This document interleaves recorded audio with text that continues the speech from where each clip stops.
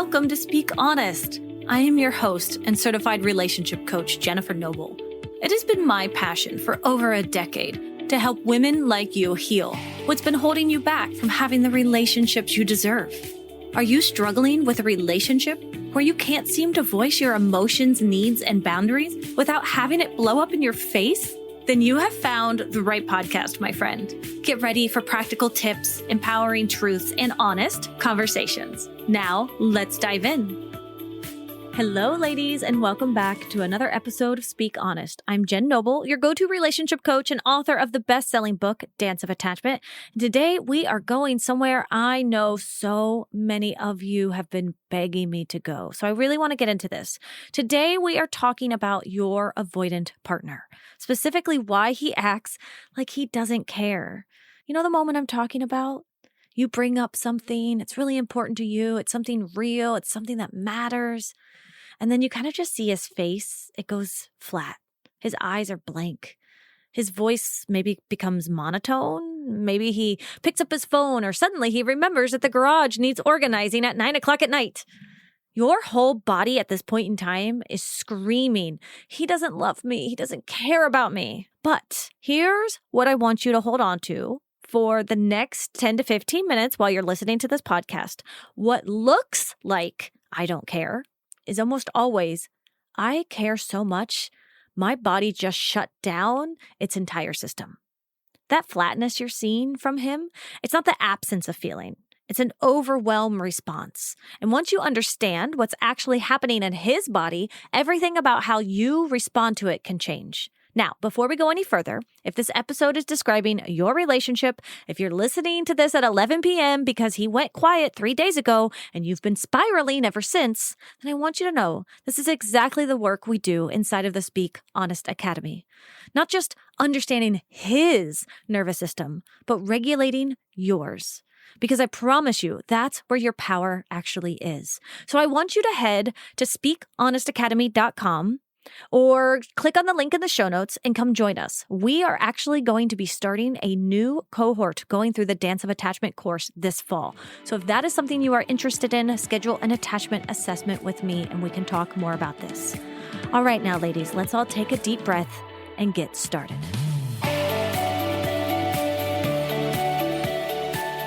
Now, as you're listening today, I want you to notice what happens in your body when I describe his shutdown. Because I'd bet good money that his silence doesn't feel neutral to you, right? It doesn't feel like, oh, it's no big deal. It feels like danger.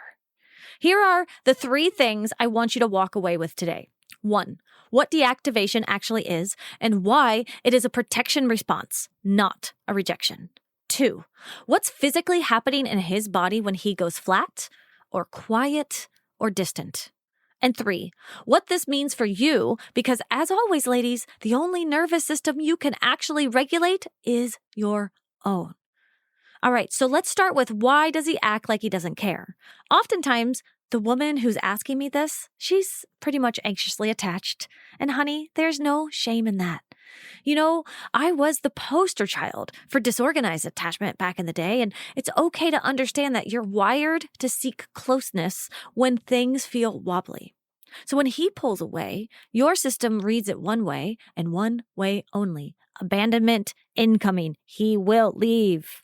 But I do want you to know this, okay? This isn't really a caring problem. It's not really a he doesn't love you problem, right? It's more of a capacity problem, a bandwidth issue. So an avoidantly attached partner, specifically an avoidantly attached man, if we want to get into it, he has learned, usually really young, because that's how attachment styles work, that big emotions were not safe to have out loud. So maybe feelings got him punished. Maybe they got him mocked or simply got him nothing because nobody ever came when he needed them. So his little boy, right, his little nervous system did something brilliant. It learned to power down, to go quiet, to handle everything alone on the inside where it couldn't be used against him. Listen to that. It makes total sense. This didn't come out of nowhere. This is a learned response. And here's the part that will change how you see him. It's not that he feels less. oftentimes they feel too much with too little practice at being able to show it. And honestly, having no safe space to be able to learn this. Research on avoidant attachment actually shows their physiological stress markers spike during conflict, even while their faces may look calm. The storm is happening, all right? It's just happening inside of them where you can't see it from the shore. So what's the cost of misreading this, right? When you decide his flatness means he doesn't care about you, what do you think you're going to do? You're going to escalate. You're going to push him. You're going to make him talk more. You're going to talk louder. You're going to follow him into the other room. You're going to keep pursuing him because your body is trying to close the distance. And his body reads that as more of a threat. So he shuts down even further and he pulls away even more. Now you're both in protection mode and nobody is actually in the room anymore. Think about it this way. It's like a circuit breaker in your house. Okay? When too much electricity surges through at once, the breaker doesn't sit there debating whether it cares about your hairdryer. It just trips. This happens in my house all the time because we have such an old electrical system. Just everything goes dark. Not because the house stopped working, right? The house is still there, but because the house was protecting itself from the overload. What would happen if it didn't shut down? A fire would start. Sparks would go. His shutdown is a tripped breaker. Not a verdict on how much he loves you. But, and this part's important, where does this leave you? Not chasing him down the hallway with a flashlight, that's for sure. It leaves you noticing, oh, his system is overwhelmed. And so is mine. And your first job, honestly, your only job in that moment, is your own regulation. Girl, I want you to get your feet on the floor. I want you to breathe in through your nose, out through your mouth. I want you to put a hand on your chest. I want you to count all of the colors you can see. What are all the red things you can see? What is one thing you can taste, one thing you can smell, one thing you can see, one thing you can touch? These are your own regulation techniques. You gotta find yours. Now later, when things are calm, this might sound like, hey, I noticed you got really quiet last night when I brought up the holidays, and I'm not upset with you. I'm just curious. What was that like for you? No pressure, no diagnosis, no expectation, right? We're not going to go in and have that conversation, and then when he says nothing, it's fine. Get mad at him. We're just opening the door and we're leaving it open for future communication. We're teaching him you are a safe space for him to be able to have emotions with. Now, let's come back to the question again, because I promised you the body piece, right? What is physically happening when he goes flat? See, most times the women asking this question, they've already tried everything else. Yeah, I know that she's reading the articles. She's sending him the reels and the YouTube videos and the podcast clips that she's catching on to. And she's asked, what are you feeling? 17 different types of ways. And she's asking me this because she's starting to wonder if there's just nothing in there. Like, does he even care? Does he even love me? What's going on?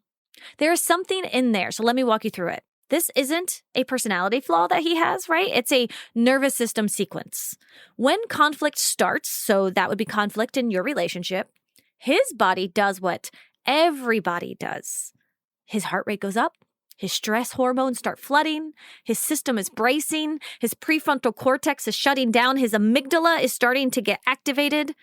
But an avoidant attachment system learned long ago that fighting doesn't work and running isn't allowed. So it goes into the third option, the oldest one we have, shutdown, freeze. What the polyvagal folks call the dorsal vagal response. His face loses expression. That's real. The facial muscles literally go offline. This is just dissociation happening. His voice flattens. His thinking brain gets foggy, which is why I don't know is often the most honest thing he can actually say. And when he says, I don't know, he's not stonewalling you, sweetheart. He's really not. He's just reporting live from a body that's gone offline. And this makes sense. A system that learned emotions were dangerous will treat your emotions as an alarm bell, even when you're being perfectly kind about it.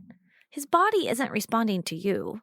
It's responding to 1994 when his mom used to hit him because he would cry, right? And he's being told, men don't cry, boys don't cry, suck it up. This is what's happening inside of him. Now, let's name the cost of not understanding this, because there is one on both sides. When you take his shutdown personally, and you make it mean something about you, like he doesn't love you, he doesn't care about you, he doesn't want to be there, what's happening in that moment is you are outsourcing your safety to his facial expressions. Your whole evening rises and falls on whether he seems warm. That's an exhausting way to live for both you and him, and it hands your nervous system to someone who can barely handle his own right now. Now, here's where things get tricky, though. Understanding his biology does not mean, now hear me here, I want you to come back to me, understanding what is going on in his body, right? Understanding his biology does not mean excusing his behavior forever. I want to make this really clear. He is still absolutely responsible for learning his own patterns, doing his own work, and coming back to repair. Compassion and accountability, they are not opposites. They're dance partners. And think about it this way. If someone faints at the sight of blood, we don't stand over them yelling, "Why don't you engage with this right now? I need you to have a conversation about this blood." We get it. Their body checked out. We give them some time, maybe some water. We put a pillow under their head. But we would also expect them, if they wanted to become, say, a nurse or have kids or work with children, to work on that response. All right? It's the same thing here. His shutdown is understandable, but it's not a permanent hall pass. So let's turn the focus inward. Your work is noticing the panic that rises in you when his face does a thing. Right? So if he goes quiet or his face becomes flat or he says, "I don't know," I want you to learn how to first get regulated in your body in the room right there. Then later, hours later, girl, this can be days later. I don't care. Maybe it's the next day. Maybe it's a week from now. You're going to go and you're going to have a conversation with him. And it's going to sound something like this. Like, "Hey, I know conversations like that are a lot for you. I totally get it. They're a lot for me too. Can we maybe try again when you're ready?" And that's how we meet him where he is, with compassion, with love, and getting to an understanding that he's trying the best that he can. So does your avoidant partner actually not care? No, almost certainly not. What you're seeing is a nervous system response that protects itself by powering down, built by a childhood where feelings weren't safe. Girl, he cares. His body just expresses overwhelm as distance instead of as tears or volume or clinging, like sometimes we can do. But, and I want you to hear me on this, understanding his body is not the same as abandoning your needs. You are still allowed to need repair. You are still allowed to need him to grow with you. The order of operations just matters. Regulate yourself first. Stop taking his shutdown personally, and then invite the conversation from a regulated, secure place. You cannot pull someone out of shutdown by climbing in after them. You can only be the calm that makes it safer to come back.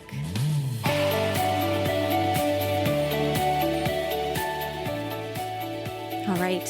Really, as just a reminder, again, you are not wrong for wanting to feel chosen or warm or connected, and you are not needy. You are human, right? This is just part of our human nature. But you don't have to carry this alone, and you don't have to keep decoding him at 2 a.m. with a search bar and a knot in your stomach. Inside of the Speak Honest Academy, this is exactly what we work on. Regulating your own anxious attachment, learning to read his shutdown without panicking, and then making relationship decisions from a self-trusted, secure place instead of from fear. No shame, no diagnosing your partner from the couch, no guilt, no judgment. Just real tools and women who get it.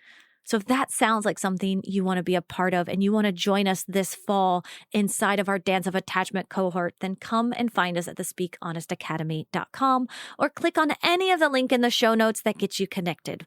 We have a Facebook group, we have an attachment assessment, or we have an email you can reach out at any time.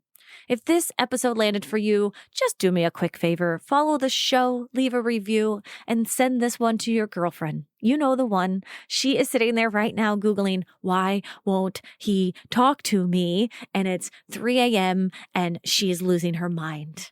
She needs this more than she knows. All right, ladies, I'll speak with you next week. Take care. As we wrap up today's conversation, always remember that healing is a journey, not a destination. And it is an honor to be a part of your healing journey. If you want to dig deeper into the topics we covered today, be sure to head over to our show notes where you can find all of the valuable information mentioned in today's episode right there. And please remember to rate, review, and subscribe if you enjoyed today's podcast. Your feedback means the world to us and helps others discover our podcast. Until next time, remember to speak up and speak honest.